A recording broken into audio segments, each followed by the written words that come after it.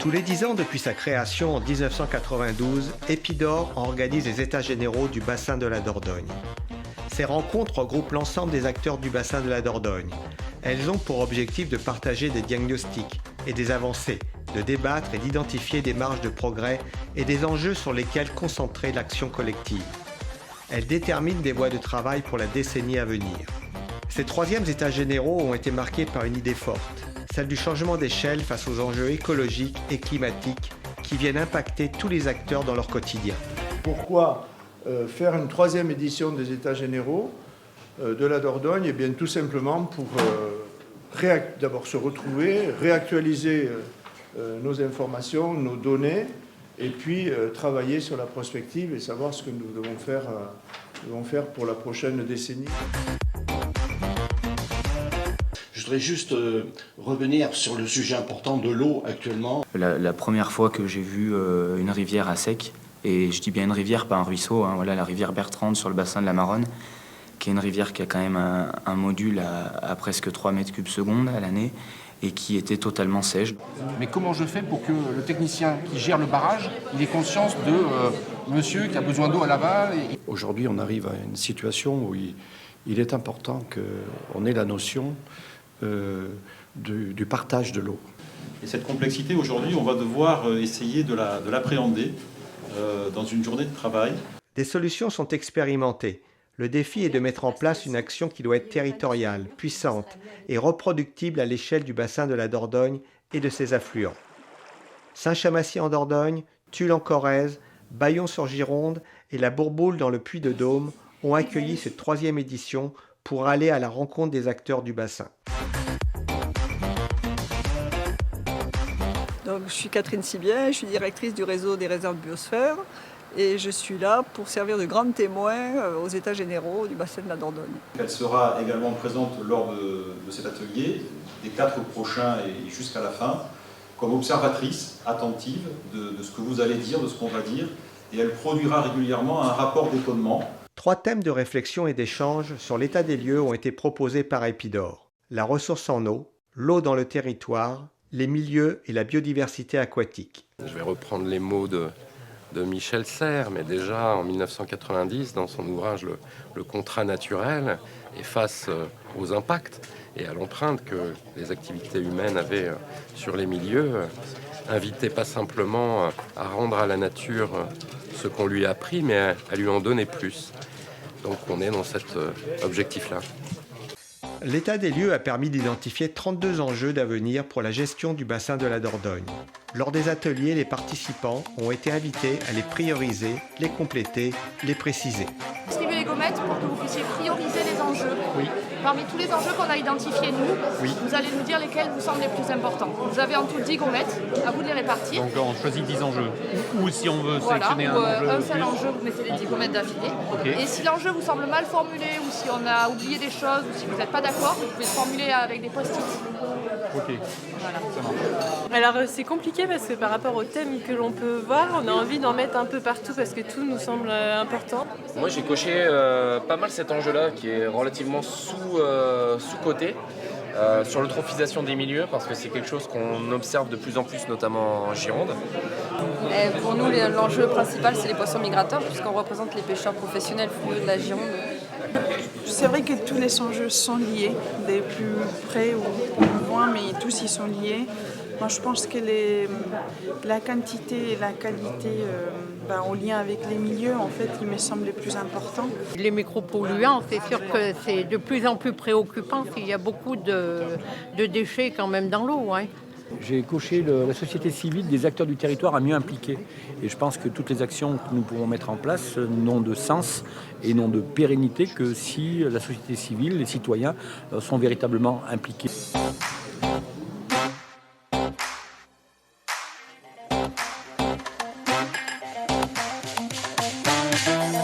Mais je coche j'encourage les initiatives locales pour rapprocher concrètement l'eau et l'aménagement du territoire, qui me semble l'axe fort de notre journée. Voilà. Ah, j'ai mis 3 gommettes sur les petits cours d'eau de plus en plus touchés par le manque d'eau.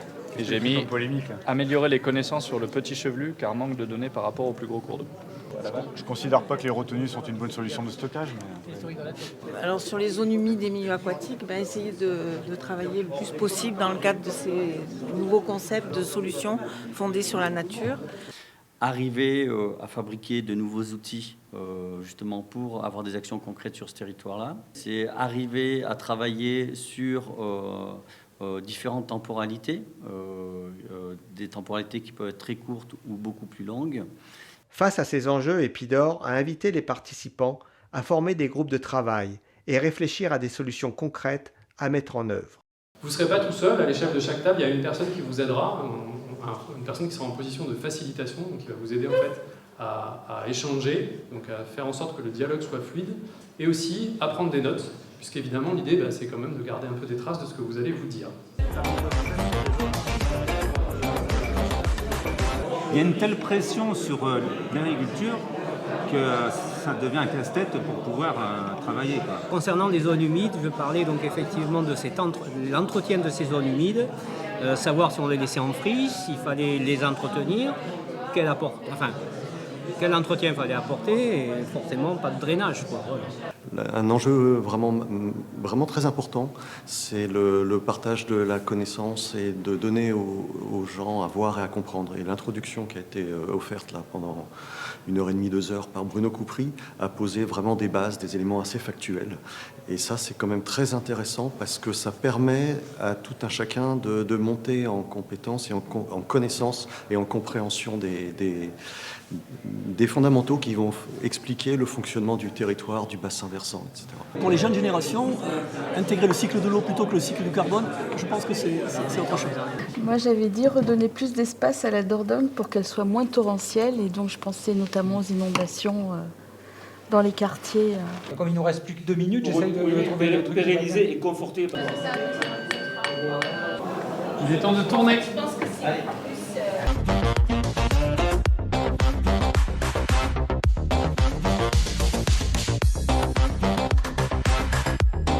Comment on fait pour gérer ce manque d'eau? Moi, je pense que c'est la première priorité. Et aujourd'hui, il y a des choses qu'on connaît. On a les hypothèses, elles ont été travaillées, etc. Et quand il y a un fossé qui est quand même relativement grand entre ce que l'on sait et ce que l'on fait, quoi. Remettre des activités touristiques saisonnières à une place plus mesurée, sous-entendu. Donc il y avait peut-être trop de concentration. Alors le principe de l'atelier, je pense qu'aujourd'hui il est incontournable, c'est-à-dire que pour associer différentes personnes, il faut effectivement forcément les regrouper. On ne peut pas se regrouper à plus de 300 pour discuter sérieusement, donc la format atelier me paraît nécessaire.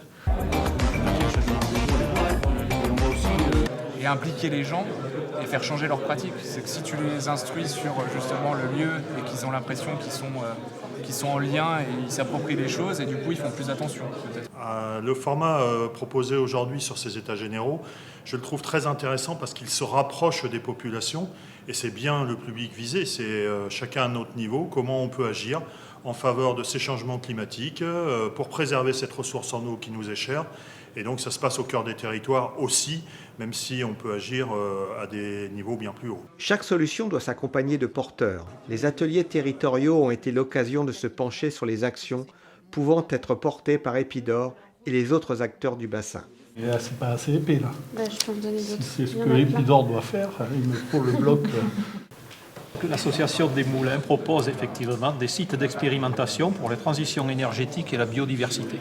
Et avoir un accès simplifié à la connaissance et même scientifique. Alors, ce n'est pas les citoyens qui vont faire ça, c'est quelqu'un qui va le faire à destination des citoyens. Donc, qui pourrait faire ça en fait? Pour Epidor, en fait, effectivement, on a de l'action, mettre en œuvre, élaborer des programmes d'action et mettre en œuvre des projets innovants et démonstrateurs. Des gens qui disaient, il faut vraiment maintenant se donner des objectifs, il faut y aller, quoi. Oui, il faut y aller. Et il y a de l'intérêt, de la volonté pour ça. Moi j'ai l'impression que ça ne va pas être facile parce que je ne suis pas sûr que tout le monde et tous les secteurs d'activité, etc. soient sur la même longueur d'onde. Mais ça veut dire qu'il y a du dialogue à venir. Bon, là on est en train d'en faire, mais j'ai l'impression qu'il faudra recommencer. Voilà ce que je voulais vous dire, parce que vous m'avez inspiré cet après-midi. Écoutez, à l'échelle du bassin, je pense que c'est un outil qui est assez stratégique, ces états généraux, puisque l'idée, en fait, c'est d'aboutir à la feuille de route de ce que sera et de comment devra évoluer Épidore et l'ensemble de ses partenaires à l'échelle du sous-bassin dans les 10 prochaines années. Un vœu pour les 10 prochaines années, moi je dirais qu'on ne soit pas pire qu'aujourd'hui. J'espère que dans 10 ans, on dira, regardez, en 10 ans, on a fait plus que dans les 30 dernières années. Le vœu à formuler pour le bassin de la Dordogne, de l'eau dans les cours d'eau, des zones humides fonctionnelles. J'aimerais que les gens de l'extérieur soient contents de venir y passer un petit moment et que les gens qui y vivent soient contents d'y vivre et d'y rester. Voilà. Qu'on puisse conserver, à faire en sorte que cette rivière reste ce qu'elle est, c'est-à-dire qu'elle n'est pas anthropisée, elle a encore des galets, elle a encore des richesses naturelles. Et je forme le vœu que les politiques et les techniciens qui s'intéresseront à la Dordogne prennent en compte la perception que les habitants ont de la rivière, de ses charmes évidemment, de ses vertus bien sûr, mais aussi de ses risques. C'est que chacun prenne conscience de son rôle individuel et que l'on agisse au lieu de ne faire que réfléchir. Mon vœu, ce serait que tout le monde soit sensibilisé à ces questions d'eau, à la fois sur l'aspect quantitatif et qualitatif, et que maintenant il n'y ait plus besoin de convaincre, mais qu'on puisse tous ensemble passer à l'action. Mon vœu pour les décennies à venir, c'est que cette rivière, on la respecte beaucoup plus qu'on ne l'a fait il y a bien longtemps, qu'on l'utilise, qu'on s'en serve pour des jeux, pour des plaisirs nautiques, mais aussi qu'on garde en perspective son environnement. Pour les 10 prochaines années, ça se résumerait en quelques mots. Plus d'eau, plus de vie et moins de pollution. On met des moyens humains conséquents pour qu'on puisse vraiment un maximum aller concerter, travailler chez des agriculteurs, travailler avec les concessionnaires hydroélectriques. Et le fait d'avoir du monde sur le terrain, ça va forcément augmenter notre efficacité et aussi notre pouvoir de sensibilisation auprès des citoyens.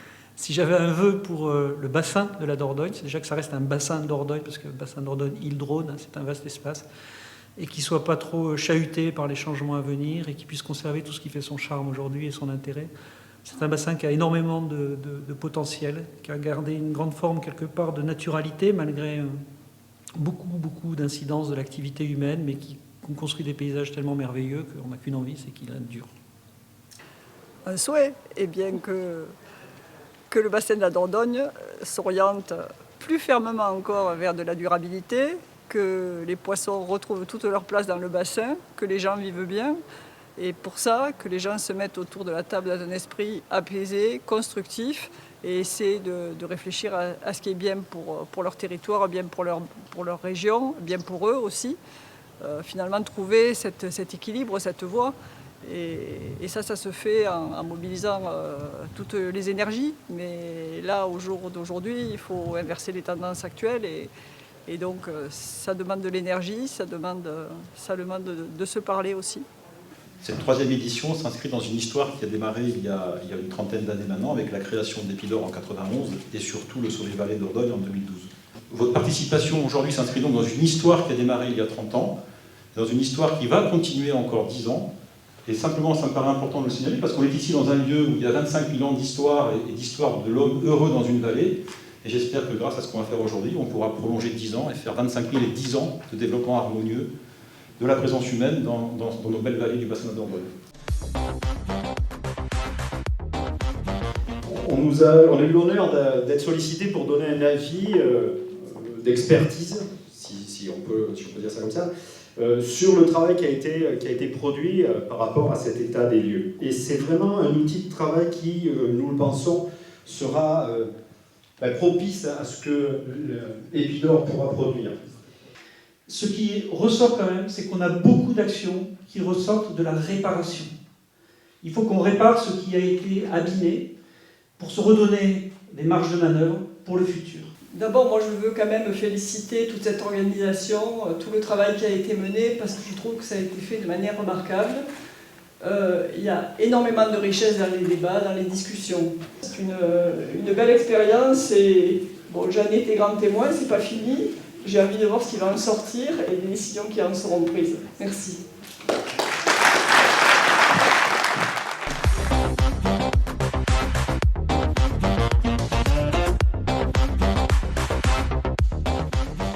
table ronde du congrès de clôture des États généraux a réuni 8 représentants du cadre institutionnel et partenarial dans lequel Epidor travaille.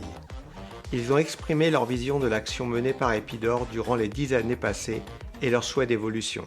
Bonjour à toutes et à tous, pardon de ne pouvoir être parmi vous.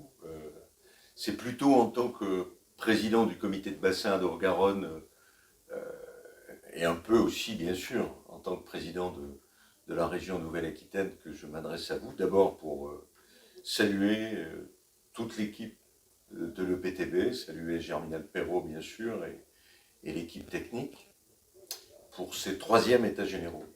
Ce retour d'expérience et bien entendu essayer d'anticiper l'avenir en hiérarchisant les priorités aussi. Ça signifie que les EPTB, à qui j'ai confié en tant que président du comité de bassin un travail spécifique, c'est-à-dire inventer une forme de décentralisation dans la gestion de l'eau. Il y a tellement d'organismes, GEMAPI, CLE, SDAGE, enfin tout ça, on s'y perd un peu, mais je pense que les EPTB sont une structure essentielle, dont la gouvernance aussi doit s'adapter à ce que souhaite notre société. Donc je crois que notamment Epidor a prouvé durant ces 30 années qu'elle avait un rôle de sensibilisation, un rôle de formation auprès de l'ensemble des acteurs pour montrer ce qu'était notre vallée, ce qu'elle devait devenir.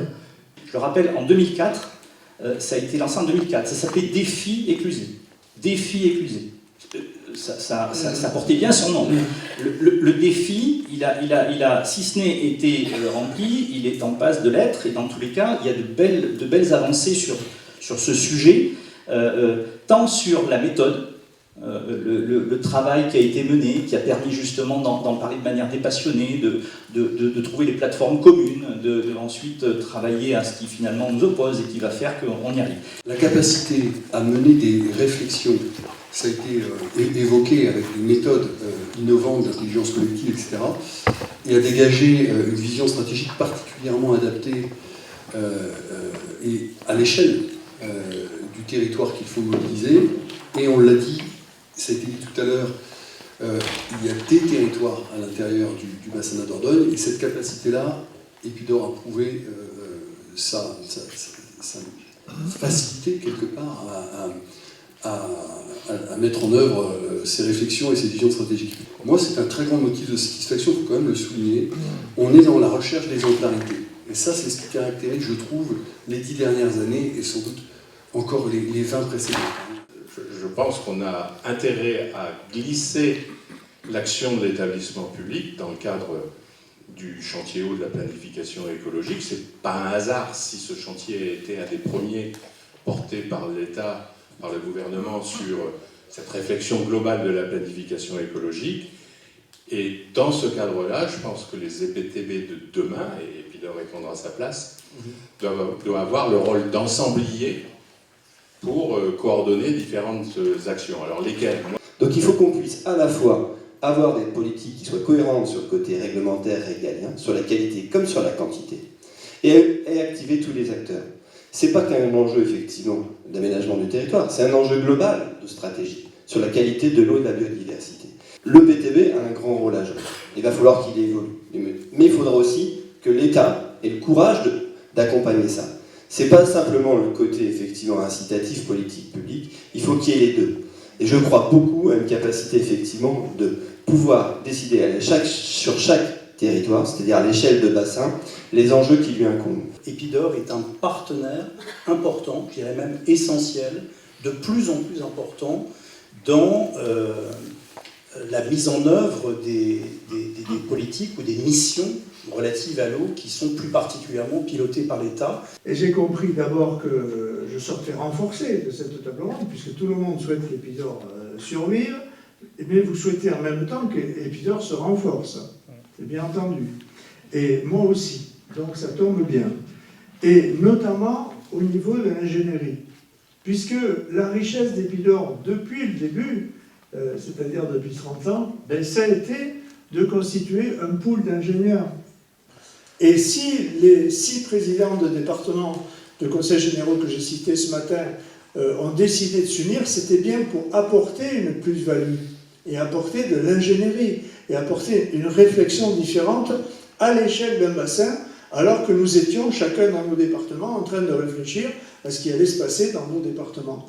Aujourd'hui, Epidor a fait la preuve, au cours de ces 30 ans, de son utilité et du travail qu'ils peuvent réaliser sur l'ensemble du terrain. Donc moi, ce que je souhaite pour dans 10 ans, c'est renforcer les partenariats avec l'État, avec l'agence, avec les hydroélectriciens, que ce soit EDF ou la CHEM. Mais il faut, je pense, plus s'associer, encore plus pénétrer tous ceux qui s'intéressent au milieu d'une façon professionnelle ou tout simplement d'une façon citoyenne. Parce que chacun a bien compris que l'avenir de la planète passe aujourd'hui par cette question de la maîtrise de l'eau. Alors, mes chers collègues, ma femme m'appelle, elle a fait du silure. Donc je vous souhaite à tous un bon retour chez vous et je vous donne un rendez-vous en 2032.